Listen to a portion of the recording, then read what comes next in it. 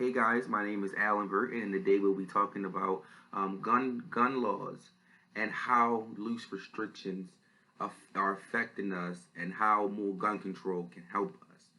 I want to start off by saying that a lot of us can see the activity living in Baltimore City of how loosely people can be with guns, with the mass murder rate, especially in the African American community. It's so much crime, it's so much robbing, it's so much killing amongst youth because there are such a loose on gun control. It's so easy for people to get guns, and it's so easy for them to get ammunition. And so what I really looked at about this situation was a lot of shootings in America has been coming over the years. School shootings is number one. We can turn on TV right now and we can see in YouTube a lot of students are now having to face the fact that not just COVID and not just mental disease, but school shootings as well as a result of ignoring such things. School shootings. Never in the time of history did, unless it was a world war or something, the students had to go to school. And the thing they had to worry about was fire drills and earthquakes and things like that. Never another student or a teacher or a stranger turn around and open fire on students. So that's one of the things that we see when people can just get a gun. These people aren't mentally capable of possessing a firearm because they aren't mentally capable of keeping the safety guidelines because of the mental state. A lot of these people who go on these rampages have something mentally wrong with them. So one of the things that gun control laws are pushing is for a mental health check, mental history to be up to date, for your mental awareness to be at a certain level, to possess a deadly weapon. A lot of people who do these killings and do these mass shootings, or a lot of people who are out here in our community, they aren't educated, and the mental state has been damaged. If you look at the people who you see, out here on the corners or in our own neighborhoods, they don't have a good mental state, because you can see how they carry themselves, and just shooting somebody over $10 is not a good reason to have a gun, and it's not a good reason to shoot somebody. The Second Amendment allows us to have firearms to protect against a foreign threat, and we haven't.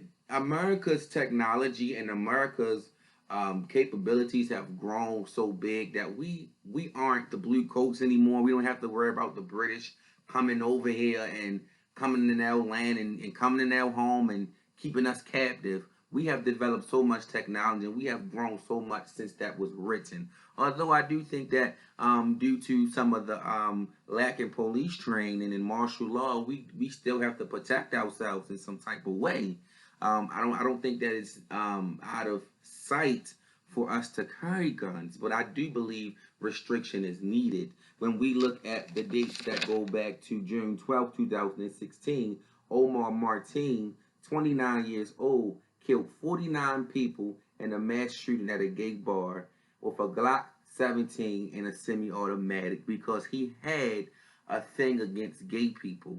Had those gun laws been in control, they would have asked a series of questions, or even some that identified with his beliefs, that would have said, we don't think that he can own a semi-automatic or a Glock 17.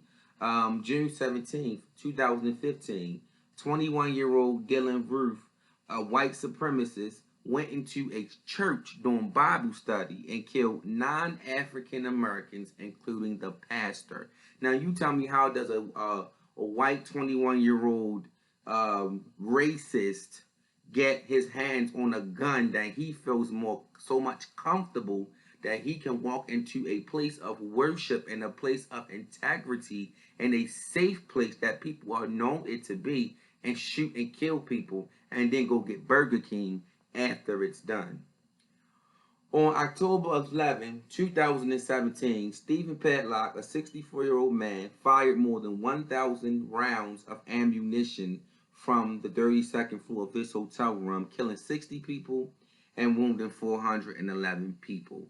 Now, those people, now to you, these are just dates and they are just names, but those are people's lives. Think about the families, the children, the things that has caused people um, to have to turn on the TV one day and see that your father, your daughter, your son, your child, your niece or nephew shot, killed from a night out of having fun, and all these or going to church. What does that do to the mind state of the people? It causes a panic. It causes fear. And what does fear do? It makes people go out and want to get more guns to protect themselves. So so not only is the gun laws being put into the hands of people who aren't mentally stable, who does not meet the criteria of gun safety, it's causing a panic. It's causing a fear and a frenzy all over the country. People who would never have guns now have guns now. One of the things that Time Magazine spoke about was that gun laws leads to left deaths.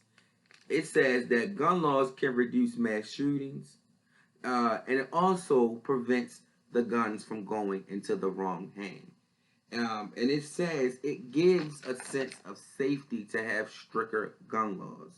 So what I'm saying today in this argument is that your second rights are not being stripped from you because of the growing in technology and the growing of these firearms.